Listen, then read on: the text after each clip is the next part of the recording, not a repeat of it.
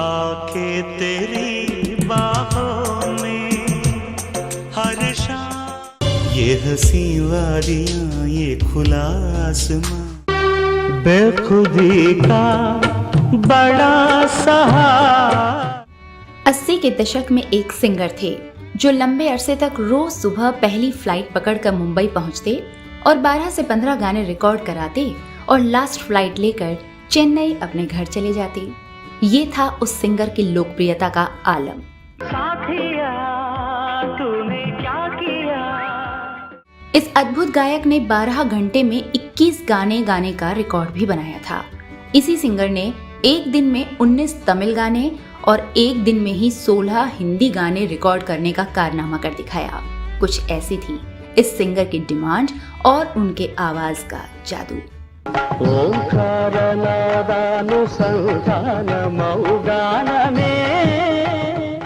इस फनकार ने अपनी जिंदगी में हर साल औसतन 930 गाने या कहा जाए तो हर रोज 3 गाने गाए हैं। तुमसे मिलने की तमन्ना है, प्यार का इरादा है।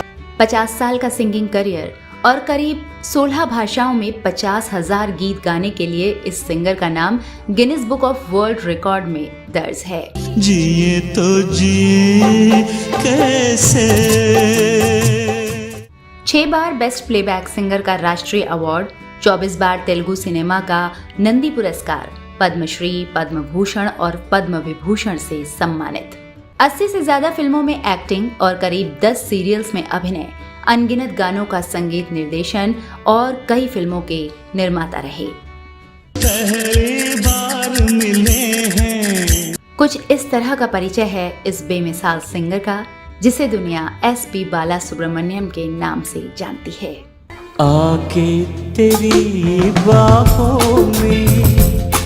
नमस्कार, आभार और प्रणाम। आप देख रहे हैं behind the camera with RJ Kangana और बात हो रही है आवाज और सुरों के एक ऐसे जादूगर की जिसे SPB, बालू और गारू के नाम से भी जाना पहचाना जाता है। बहुत प्यार करते हैं तुमको सनम। वो ऐसे दिग्गज सिंगर रहे जिनकी बेमिसाल प्रतिभा के चलते लता मंगेशकर बहुत ज्यादा सम्मान करती थीं। लता जी उनके साथ डुएट गाने में हमेशा सशंकित रहती थीं कि न जाने वो सुर लगाने में कब कौन सी सुरीली हरकत कर जाएं। हम तेरे कर दो सारी जवानी।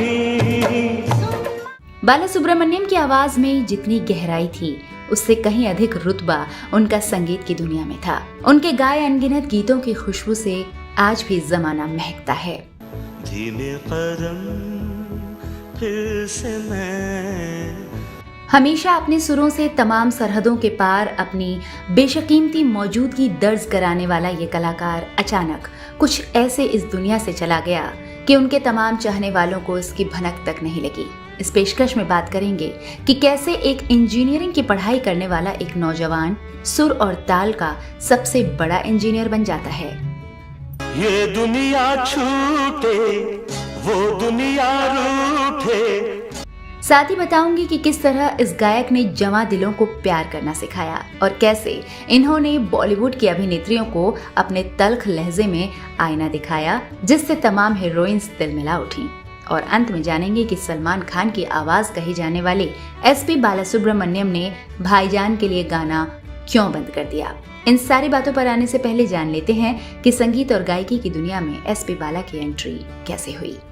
मिलने की तमन्ना है, प्यार का इरादा है और एक वादा है। आंध्र प्रदेश के पन्नार नदी के किनारे बसे खूबसूरत शहर नेल्लोर के सिम्हापुरी में 4 जून 1946 को जन्मे गायक, अभिनेता, संगीतकार और फिल्म निर्माता SP बाला सुब्रमण्यम का जन्म हुआ। उनका पूरा नाम था श्रीपति पंडित राध्युल बाला सुब्रमण्यम। उनके पिता SP संबामूर्ति हरिकथा कलाकार थे जो तेलुगु नाटकों में अभिनय के लिए जाने जाते थे। शुरुआती पढ़ाई के बाद बाला ने JNTU college of engineering Anantapur में एडमिशन लिया था क्योंकि वो इंजीनियर बनना चाहते थे, लेकिन टाइफाइड होने के कारण बाला सुब्रमण्यम को बीच में ही अपनी पढ़ाई छोड़नी पड़ी थी। इस दौरान उन्होंने कई सिंगिंग कंपटीशन में भी हिस्सा लिया और कई पुरस्कार भी जीते थे। इसी के बाद उनको ये एहसास हुआ कि वो इस फील्ड में अपना करियर बना सकते हैं। ಇಲ್ಲವೇ. करियर की शुरुआत में उन्होंने कई संगीतकारों से मुलाकात की. मेहनत रंग लाई और 15 दिसंबर 1966 में उन्होंने बतौर playback singer Telugu film Shri Shri Shri मर्यादा रामन्ना से डेब्यू किया था. बालासुब्रमण्यम ने शास्त्रीय गायन में कभी कोई औपचारिक प्रशिक्षण नहीं लिया था. फिर भी संगीत के क्षेत्र में वो जिन ऊंचाइयों तक पहुंचे वहां चंद लोग ही पहुंच पाते हैं. हम तुमसे प्यार न करते तो तुम क्या करते. साल 1969 में MGR अभिनीत आदि मायपेन में उनका गाया ऐराम निलावे वा को काफी लोकप्रियता मिली थी. इस गाने की रिकॉर्डिंग से ठीक पहले बाला को टाइफाइड हो गया था. इस बात से वो बेहद निराश हो गए, लेकिन MGR पीछे नहीं हटे. उन्होंने SP को चांस देने की ठान ली और तब तक शूट डिले किया जब तक SP टाइफाइड से रिकवर नहीं हो गए. ஆயிரம் நிலவேவா ஓர் ஆயிரம் நிலவேவா. 1969 में ही बाला को अपना पहला तमिल गाना एयरकाई एन्नुम इलाया कन्ने रिकॉर्ड करने का मौका मिला. इस फिल्म में Tamil superstar Gemini Ganesan lead role में थे. SP को 1980 में आई फिल्म संकरा भारनाम से अंतर्राष्ट्रीय पहचान मिली. इस फिल्म में सिंगिंग के लिए उन्हें अपना पहला नेशनल अवार्ड मिला था. இயற்கை என்னும் இளைய கன்னி. अब बारी थी दक्षिण भारत के दायरे से निकलकर पूरे देश में SP के छा जाने की. 80 के दशक के बिल्कुल शुरुआती साल थे. रफी, किशोर के दीवानों के दिलों में एक नई आवाज खुलती जा रही थी, जिसमें एक अलग सी मिठास भी थी और अलग तरह का जादू भी. हम तुम दोनों जब मिल जाएंगे. पहली ही हिंदी फिल्म में उनके गाए गीत दिल की वादियों में इतने गहरे उतरे कि आज तक दिलों से जुदा होने का नाम नहीं लेते. कुछ ऐसे ही जैसे सूरज से उसकी रोशनी जुदा नहीं होती और चांद से उसकी चांदनी. I don't know what you say. I don't know what you say. 1981 में एक सुपरहिट फिल्म आई जिसका अंत दिल को बेचैन कर देता है. उस फिल्म का नाम है एक दूजे के लिए, जिसमें एक दूसरे की भाषा ना जानने वाले दो प्रेमी हैं. प्रेमिका उत्तर भारतीय है और प्रेमी दक्षिण भारतीय. ये कमल हसन और रति अग्निहोत्री की पहली हिंदी फिल्म थी. तेरे जीवन साथी प्यार किए जा. खैर, चर्चा इस फिल्म की नहीं बल्कि उसके गानों को अपनी जादुई आवाज देने वाले फनकार की.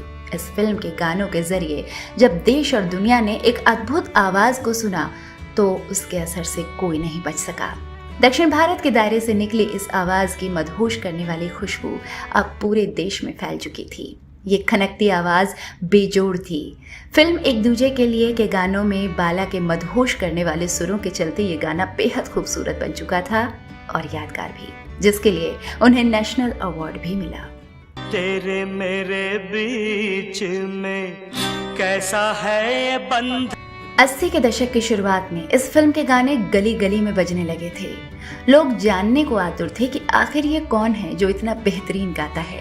जब लोगों को पता लगा कि ये दिलकश आवाज दक्षिण भारतीय गायक SP बालासुब्रमण्यम की है तो लोग उसके दीवाने से हो गए.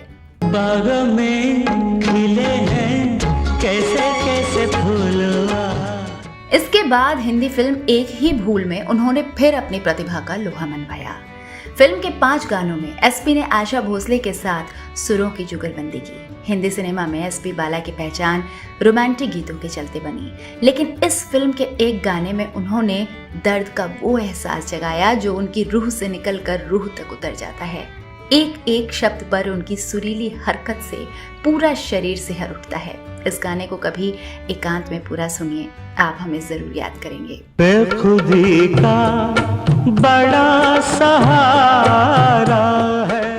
इसके बाद बाला ने 1982 की शुभकामना, ये तो कमाल हो गया, 1983 की अंधा कानून, 1984 की जरा सी जिंदगी, एक नई पहेली और 1985 की सागर और देखा प्यार तुम्हारा जैसे हिंदी फिल्मों में गाने गाए.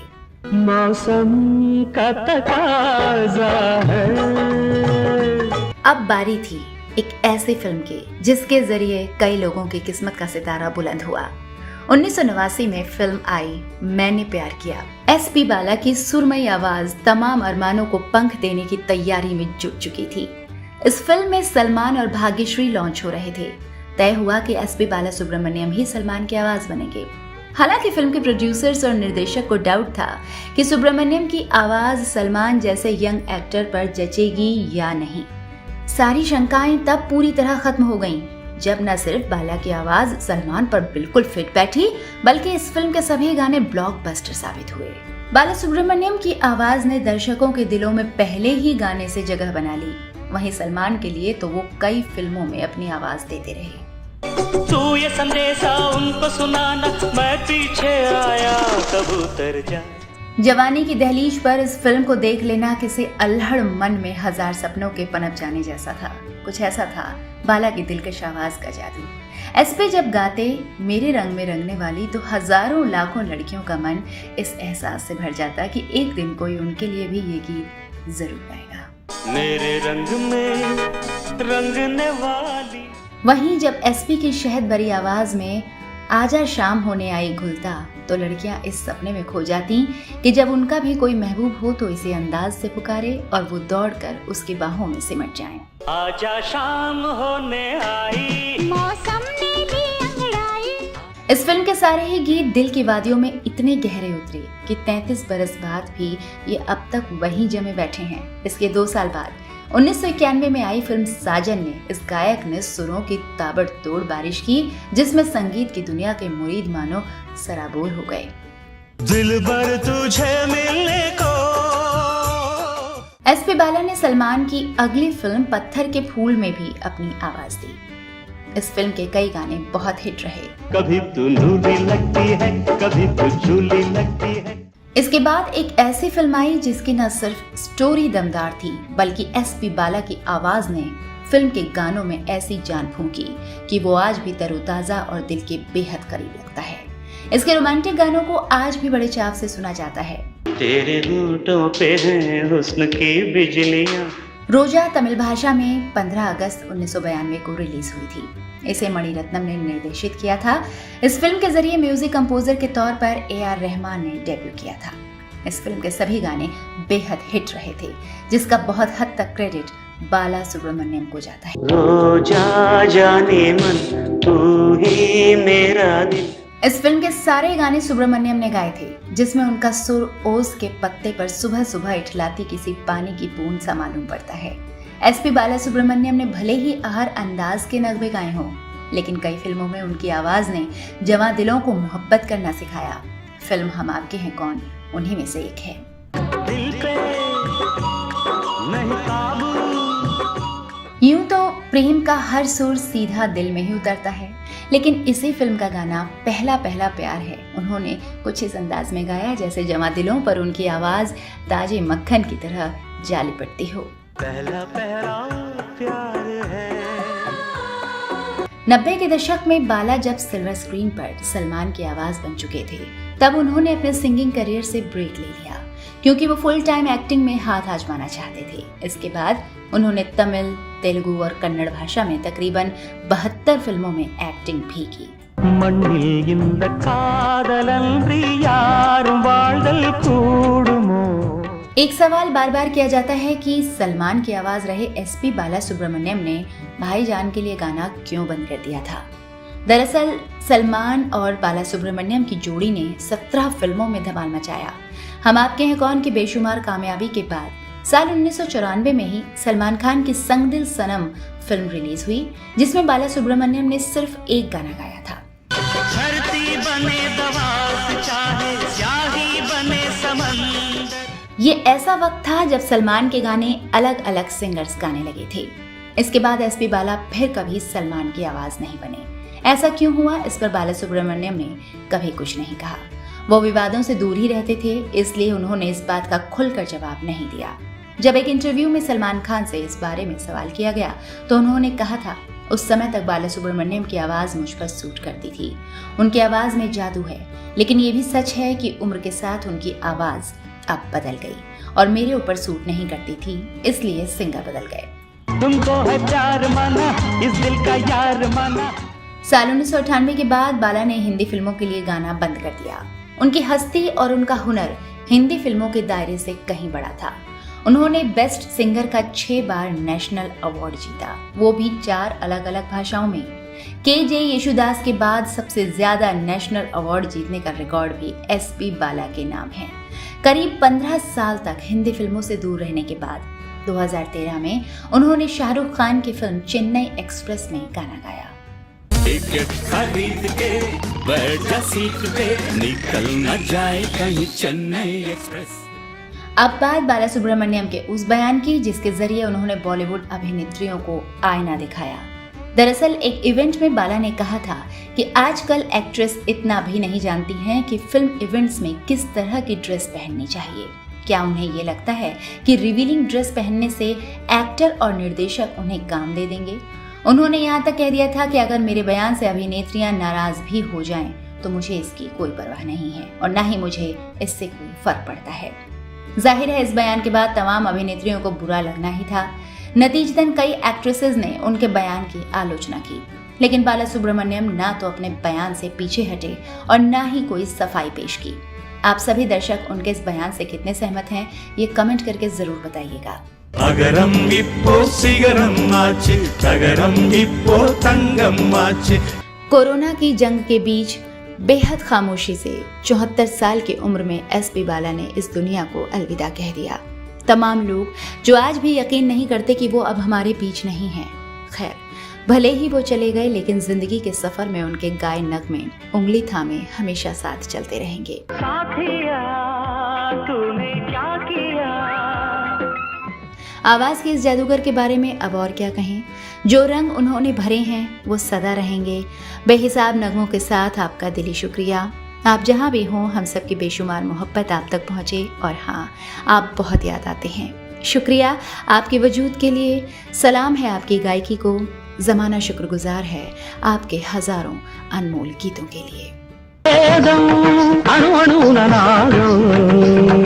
इस पेशकश में आज बस इतना ही। बाला सुब्रमण्यम को श्रद्धांजलि देते हुए आपसे इस उम्मीद के साथ विदा लेती हूँ कि कमेंट के जरिए आप अपनी भी बात कहेंगे। कार्यक्रम पसंद आया होगा तो चैनल को लाइक, सब्सक्राइब और शेयर करेंगे।